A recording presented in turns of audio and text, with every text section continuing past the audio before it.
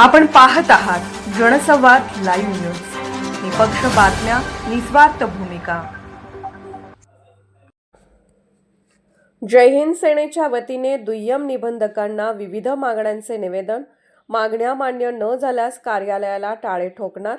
जय हिंद सेना महाराष्ट्र राज्य या पक्षाच्या वतीने आपल्या विविध मागण्यांचे निवेदन दुय्यम निबंधक श्रेणी 1चे विनायक सोलनकर यांना देण्यात आले.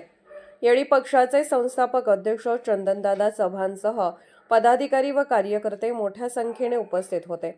या दिलेल्या निवेदनात असे म्हणण्यात आले आहे की जनतेच्या माहितीसाठी तुकडेबंदी कायद्याची SOP अर्थात नियमावली कार्यालयाच्या बाहेर फलकावर तात्काळ लावण्यात यावी.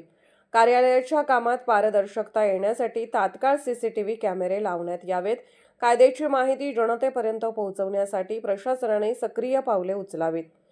कार्यालयात खासगी दलालांचा वावर तात्काळ थांबवावा. दस्तऐवजांच्या टोकनसाठी 200 रुपये फी आकारूनही त्याची पावती दिली जात नाही, ते तात्काळ थांबवावे. यांसारख्या विविध मागण्यांचा यामध्ये समावेश आहे. या मागण्या तात्काळ मान्य न झाल्यास सदर कार्यालयाला टाळे ठोकण्याचा इशाराही देण्यात आला आहे. यावेळी जय हिंद सेनेचे पक्षप्रमुख चंदनदादा चव्हाण, जय हिंद गुंठेवारी सेनेचे प्रदेश अध्यक्ष रामदास सावंत, तालुका अध्यक्ष आदर्श नलवडे, शहर प्रमुख सुनील कांबळे, मिरज शहर प्रमुख हुसेन शेख, मोहम्मद शिंदे, गौरव भोसलेसह पदाधिकारी व कार्यकर्ते मोठ्या संख्येने उपस्थित होते.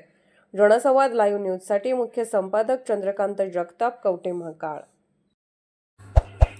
जनसंवाद लाईव्ह न्यूज चॅनलला लाईक करा, शेअर करा आणि सबस्क्राईब करा.